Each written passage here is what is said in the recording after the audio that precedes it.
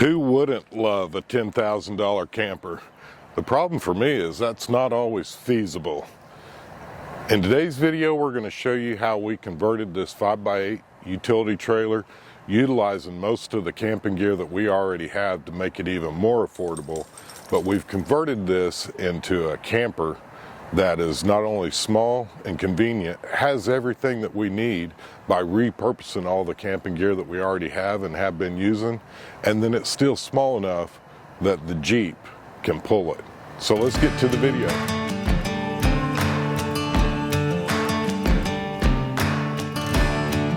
With this little 5x8 trailer, we can actually tow it comfortably. Our Jeep did come from the factory with the tow package, so it does have the transmission cooler built into it and all that.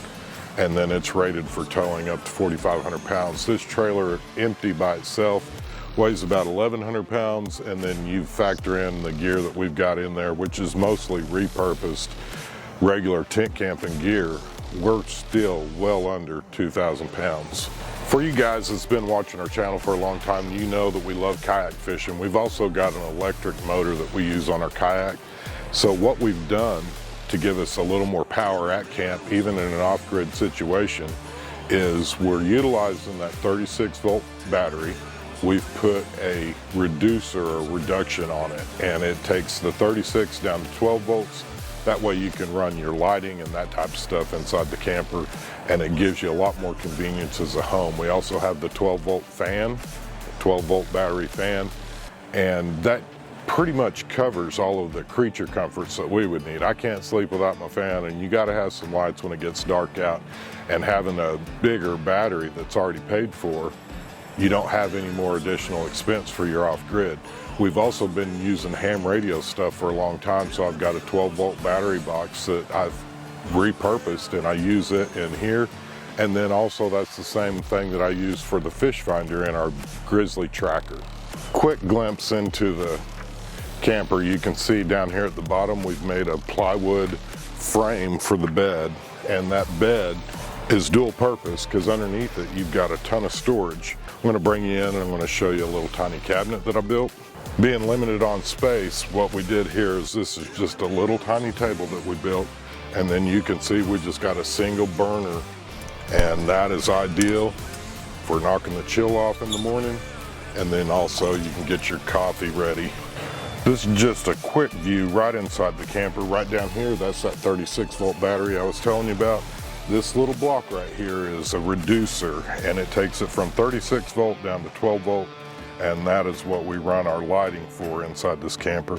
As we move further inside, that is just a regular like baker's rack type shelf. They're, I don't know, it's 2 foot wide by 4 foot long or whatever. And then I cut plywood for where the shelves are so that it would actually kind of match the nose of this, since it is kind of a V-nose. One of the added perks, they don't actually measure in this V-nose when they're giving you the dimensions of the trailer. This trailer is, again, a 5x8, but you get almost 1.5 to 2 foot from this V-nose in the front, which gives you additional storage. And this is just another close-up shot. It's hard to get this camera in here, but this is that little tiny shelf. You can see we've got a laptop there on the other side of the coffee pot.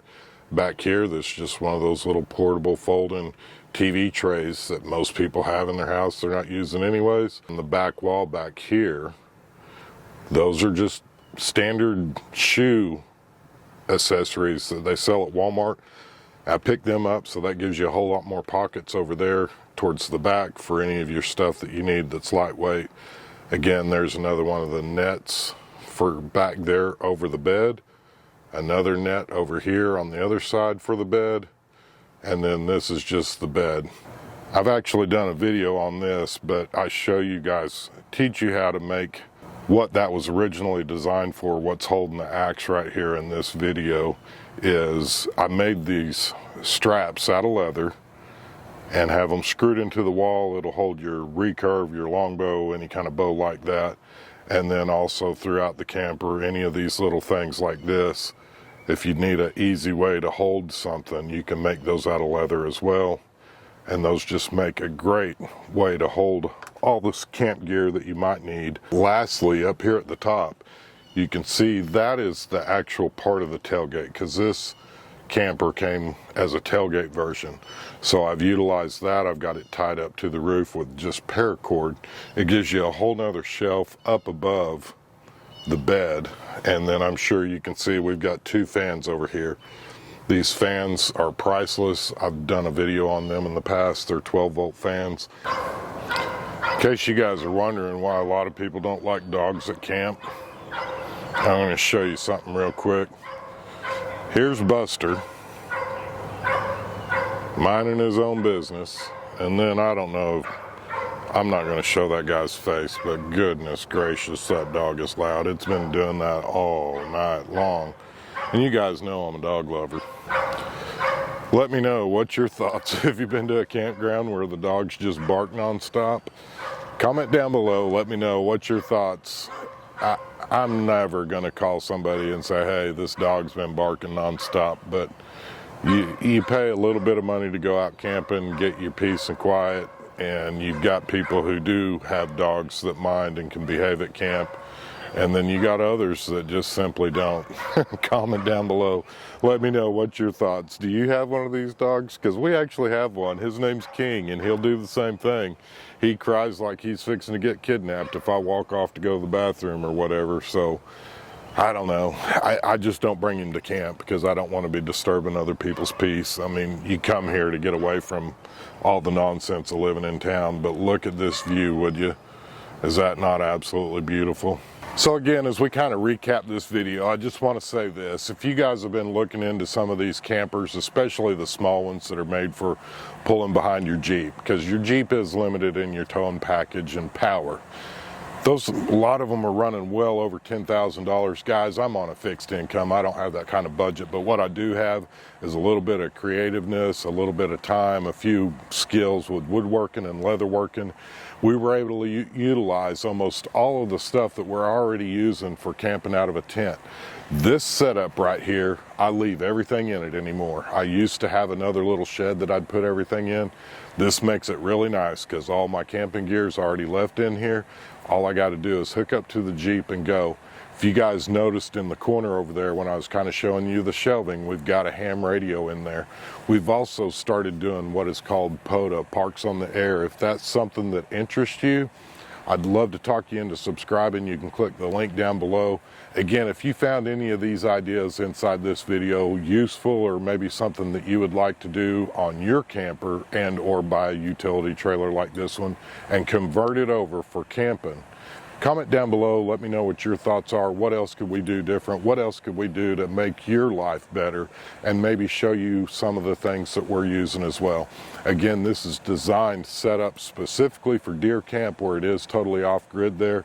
One of the problems that I've ran into in the past has been once you shut this thing up and you're getting ready for bed at night, you no longer, your internet box won't work and the cell phone does not work because it's got a solid aluminum top on here, which is great. It keeps the rain out. I am not going to cut a hole in the top to put one of those vents in because that's just going to introduce another possibility for a leak. So what I have found is a great way that you can actually use your internet box and have cell phone service with this thing locked up on those rainy days or cold days where you don't want the door open, and it works great. So if that's something that interests you, consider subscribing down below. And until next week's video comes out, I'd love to talk you into commenting down below. Share this video with your friends if you found any of this information useful. Again, we appreciate your likes, comments, and subscribes. May you have a blessed week, and let's get outside and make something happen. Oh yeah, we've actually got our catfishing poles set up. We're going to be cooking catfish dinner for you guys later tonight. We're also going to show you how to cook the best camp steak you've ever had. So if that interests you, subscribe down below and have a blessed day. Good morning. I almost forgot to show you this. This is one thing I did do. If you guys buy a camper like this, make sure that you have a spare tire.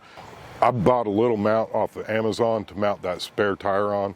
And then also one thing that I do want to point out, if you guys have never used one of these trash-roos, you guys that are used to Jeeping probably already familiar with them, but this is a great way. I can tell you the raccoons got into Buster's food last night, but they didn't mess with the trash at all. And that's just another great convenient way to store your trash. That way you don't have a bunch of trash inside your camper as well. Here's kind of a side view. You can see the actual spare tire mounted on the back there.